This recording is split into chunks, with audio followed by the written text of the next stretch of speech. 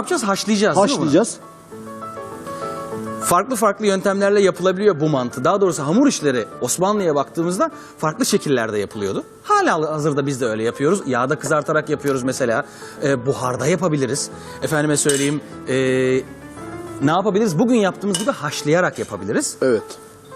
Şimdi ustam bana gösteriyor nasıl yapacağımızı. Şöyle biraz alıyoruz. Bu arada bir anlatmak gerekirse ben çok konuştum bugün. Biraz da fazla konuştum galiba. Kusura bakmayın lütfen. Bu işleri yaparken ustayı birazcık es geçtim. Halbuki ustam daha önce hazırladığı hamuru güzelce açtı. Sonra güzel bir kalıpla yuvarlak yuvarlak parçalar çıkardı. Evet. Ve o parçaların içine güzelce hamuru yerleştiriyor. Daha Ve sonra suyla mektup kapatıyoruz. gibi. Suyla. Suyla. Ha, su onun bir tür zamkı oluyor yani, yapıştırıcısı. Evet. Ve hop, şöyle pili. böyle Vay be. kapandığı zaman kesinlikle açılmıyor. Büyük babamın böyle pantolonları vardı pileli pileli. Yok Buyurun, artık isterseniz. kalmadı. Buyurun, Bir tane de ben deneyeyim. Tamam. Şimdi şöyle avucumuzun içine aldık. Beraber yapalım istiyorsanız. Beraber yapalım. Şöyle. Heh, eldiven madem sizde. Şöyle Güzel bir köfte kıvamında. Aynen öyle. Tek elle köfte yapıyor adam, görüyor musunuz? Bak bitti. Tamam, sonra katladık. Suyu ne yapıyoruz? Birazcık suyu bir tarafına Bunu mu batırıyorum, elimle Yok, mi şöyle. yapıştırıyorum? Ha, böyle yapıp şöyle hafiften, çok hafif ama çok sulu olduğu zaman yapışmıyor. Bak zamkı fazla sürersen diyor yapışmaz diyor. Şöyle. Ha, yuvarladık. Yuvarladık. Hop hop hop yapıştırdık kenarlarında. Sonra şöyle katlayarak. Sonra bak. Sonra bir katla, dedemin pilisi 1. Hop 2. Hop 3. Sonra üstünden şöyle geçtiği zaman. Hop 4. Hop. Hop. Çok güzel oldu. Biraz sırtırlı oldu ama. Olmadı ya. Bunu yapamadım ben. Neyse. Şöyle çak. Düzeltebiliriz istiyorsanız. Şöyle çak. Çok güzel oldu. Oldu mu? Oldu. Şöyle. Beni kandırıyor ya. İsterseniz hıngel mantığını haşlamaya başlayalım. Başlayalım. Zaten yani normal bir insan evladı bu kadar yiyemiyor olması lazım bundan. Suyun içine, kaynamış suyun içine atabiliriz. Biraz suyun içine tuz ilave edersek. Hemen ben o işi seve seve. Tuzumu aldım. Suyumuz kaynıyorsa. Mantıları da piştiğini nereden anlıyoruz? Su üstüne çıktığı zaman piştiği belli oluyor. Hazır mıyız usta? Hazırız. Suyumuz da hazır. Kaynıyor. Harika. İstiyorsanız biraz pişirelim. Tamam, mantının piştiğini nasıl anlıyorduk? Attığın zaman batıyor. Aynen öyle. Üstüne çıktığı zaman piştiği anlaşılıyor. Su üstüne çıktığı zaman mantı pişmiş demektir. Tamam, peki başlayalım. O sırada ben de şu sosun geri kalanını yapayım mı? Yapın. Ben de ıspanağı yapayım. Tamam, yok ıspanaktan bahsediyordum ben. Öyle mi? Tamam, ıspanağı yapın. Ben de yoğurdu yapayım o zaman. Sumaklı Tamam. yoğurdumuzu yapalım. Sumaklı yoğurt koyacağız. Mantının üzerine yoğurt gider biliyorsunuz. Daha doğrusu biz öyle alıştık. Ta 15. yüzyıldan kalma. Bizim bildiğimiz o da mantı. Bence çok daha eskidir de. O zamandan beri yoğurtla tercih ediliyor. Biz öyle alıştık. Ve bu tarifi de sumaklı süzme yoğurt kullanacağız bu tarifte. Şimdi birazcık daha ısınsın. Ben de burada tabanımızı, yani yatağımızı oluşturacağım. Şöyle ıspanaklı domatesli bir yatağımız olacak. Değil mi şefim? Önce domatesleri atıyorum içine. Evet, domatesleri atıyoruz, lezzetlendiriyoruz. Güzel, domatesleri şöyle.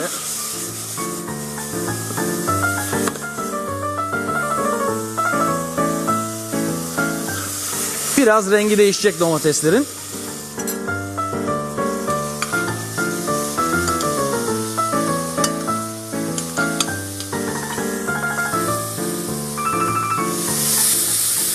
Ben bu arada mantıları haşlıyorum. Lütfen. Aman şefim, burası sizin mutfağınız.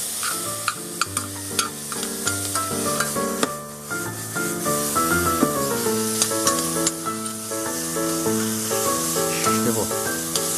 Fatih Sultan Mehmet döneminde, yani 15. yüzyılda fazlasıyla rağbet gören bir yemek. Has mutfakta yapılırmış. Fatih Sultan Mehmet sofrasından çok eksik etmek istemezmiş mantıyı. Mantının pek çok türü var.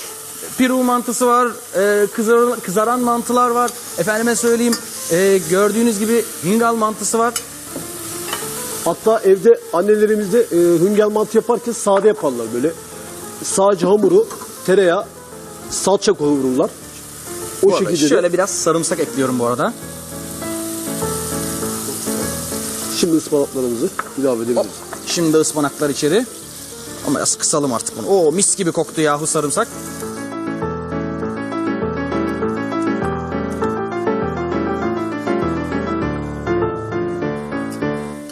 Ben de bu arada biraz temizlik yapayım.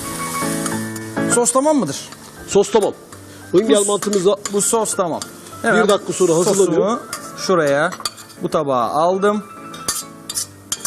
Şimdi başka bir sos daha yapacağız burada ama başka bir tava alacağım onun için. tereyağı Evet. ve nane.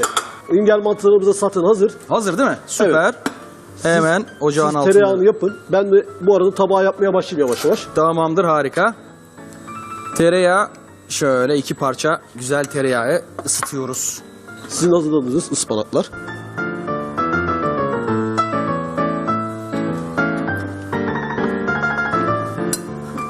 Daha önce anlatırken yarım kalmıştı.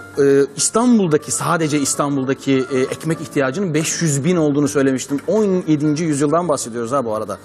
Osmanlı o kadar güzel kurallar koymuş ki zamanında halk için.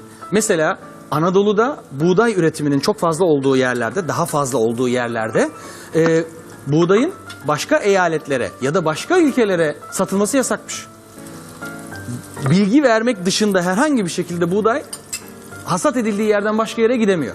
Ve kendi bölgesi içerisindeki birazcık pul biber ve naneyle, demin kekik dedim ama nane bu.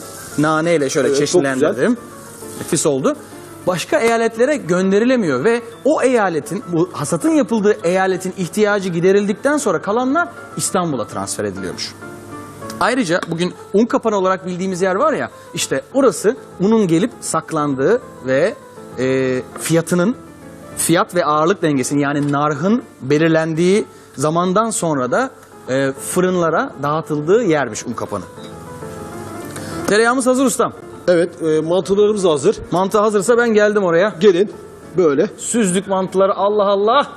Çok güzel. Oh.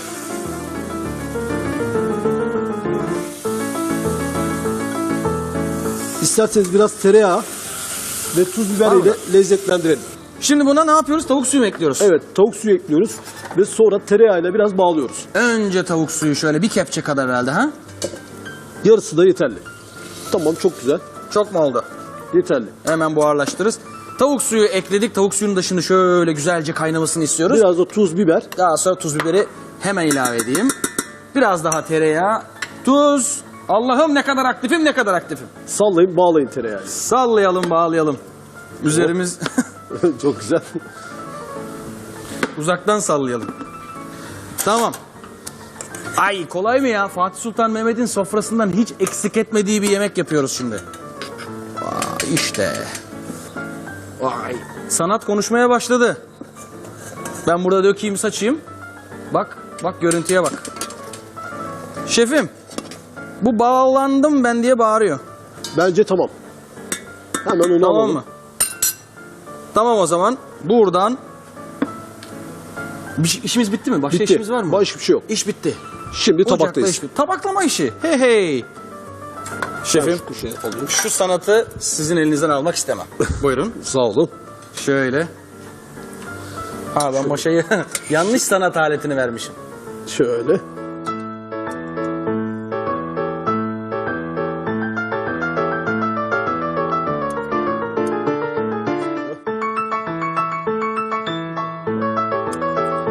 Üç tane yeter. 3 tane yeterli. 3 tane hem görüntü olarak yeter, hem porsiyon olarak yeter. Ve tatam, işte bu. Biraz da süslüyoruz.